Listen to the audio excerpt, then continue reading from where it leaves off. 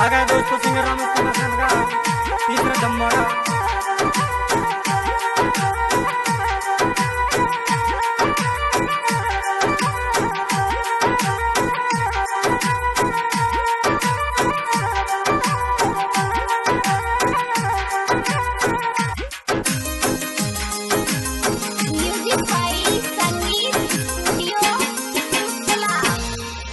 सोरी मारा भाई को लगन जिलबाद पता सा की चाहब जो मोटे।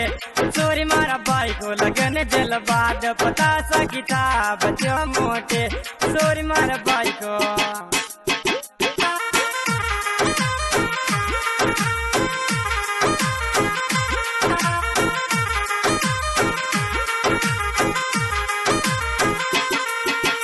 भाई को लगने आयो फिर नाचती पर बना मारे भाई को लगने आयो फिर नाचती पर बना मारी भाई को।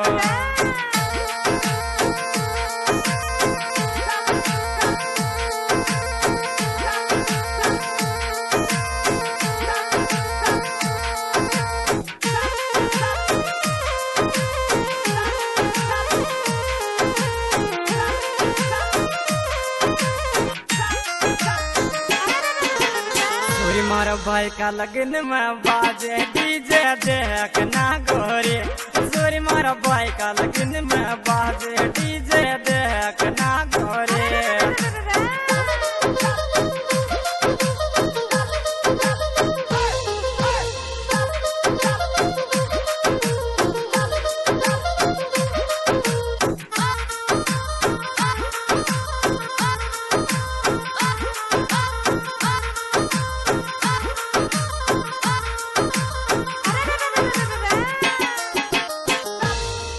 सोरी मारा भाई को मांडो आग्यो तोड़ी धीम तो जाजो।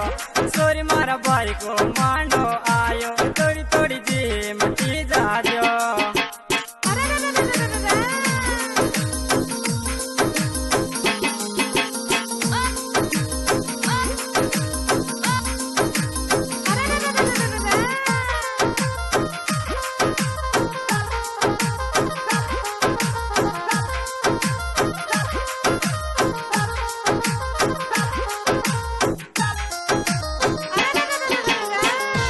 सोरी मारा भाई रवि नेहा की जोड़ी जान सी तरह हम सी लागे। सोरी मारा भाई रवि की जोड़ी सीता नहार सी लागे। कुछ भी बोलते हो है ना।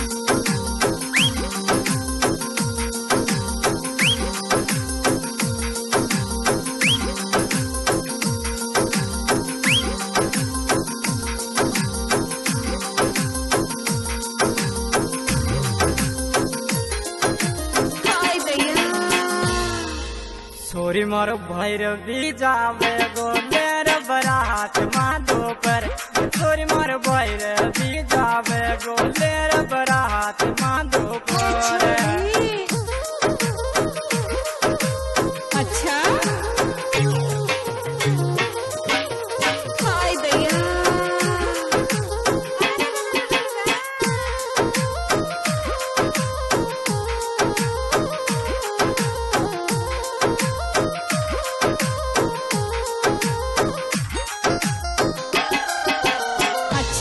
सोरी मारा भाई को लगने आयो डीजे से हेट लायो छो।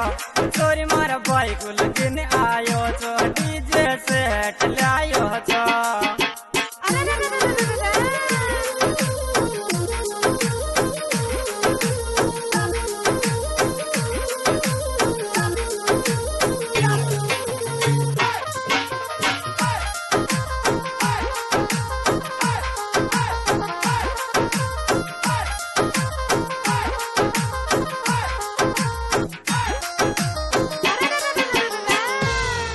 रवि भाई दे पंचा में ढोकले नारियल जोड़ी में। रवि भाई ले पंचा में ढोक दियो नारियल जोड़ी में। रवि भाई दे पंचा में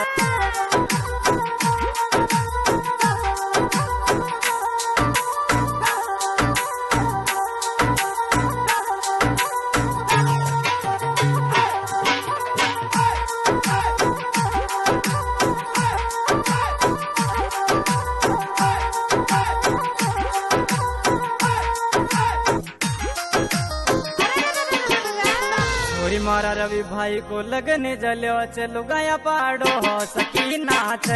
सोरी मारा भाई को लगने जल्यो चलो गया पाड़ो हो सकी नाच।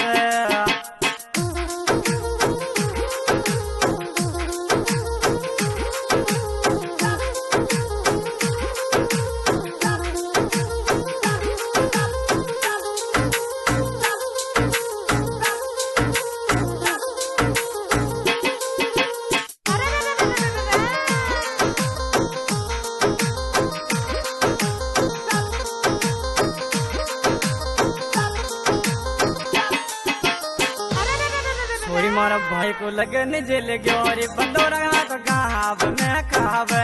सोरी मारा भाई को लगन जल्योरी बंदोरा गाँव में खावे।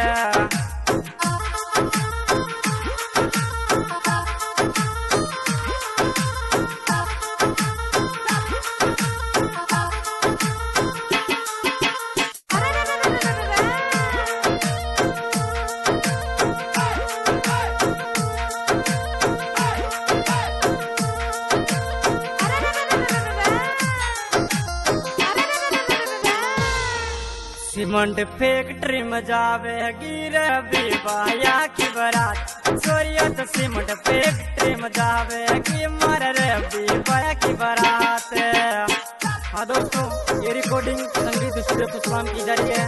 इसके निर्माता निर्देशक सैयद भाई ग्राम मुनियारा, मेरे साथी भाई रवि ग्राम जेतपुरा, और सिंगर आपका भाई जाना बेचाना राम सिंह मस्ताना ग्राम जेतपुरा, और मेरे गुरुजी प्रकाश दिलालपुरा और राजीव जी बंदा। यूट्यूब पे देखने के लिए आर्यन म्यूजिक सवाई माधोपुर और सब्सक्राइब कीजिए।